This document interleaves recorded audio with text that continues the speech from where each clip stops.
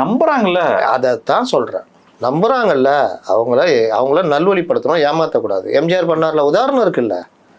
இல்லாத ஒன்று நான் சொல்லியே, என்னை நம்புறான், அவனை கொஞ்சம் கூட பாதிக்கப்படக்கூடாது, அவனை நல்வழிப்படுத்தணும். அதற்காக எம்ஜிஆர் உடைய ஒரு படம் நெகட்டிவ் தலைப்பு கூட வைக்க மாட்டார்.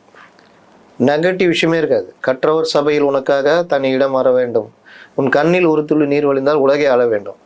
இந்த பாட்டை கேட்குற ஒருத்தன் தன்னை தான் பொருத்திக்குவான். அப்போ கற்றவர் சபையில் உனக்கு தனி இடம் வேணும், அவன் படிக்கணும்.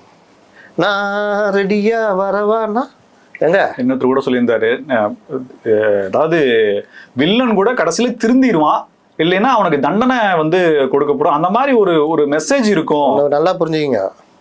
வில்லனை கொல்றதும் வன்முறை. எம்ஜிஆர் படத்துல எங்க வில்லனை இருக்காது, அதான் இருக்காரா சொன்னாரு. ஜாகி சான் வில்லனை கொண்டிருக்காரா? ஜாகி சான் ப்ரூஸ்லி கொண்டு தண்டனை வாங்கி கொடுப்பார் போலீஸை கூப்பிட்டு, அவ்வளவுதான். இதுதான் வாழ்க்கை. பல படங்கள், எம்ஜிஆர் படங்கள்ல பெரும்பாலான படம் வில்லன் திருந்திடுவான். அதான் சொல்றேன். மன்னிப்பு கேட்டோன்னு கையை அன்பே வாழ அப்படி சண்டை நடக்கும். அடி தாங்காம லாஸ்ட்ல மன்னிப்பு கேட்பான். எம்ஜிஆர் அந்த கையெல்லாம் அப்படி பிடிச்சிக்குவார், கட்டி அணைச்சிட்டு ஒரு கிஸ் கொடுத்துட்டு போவார்.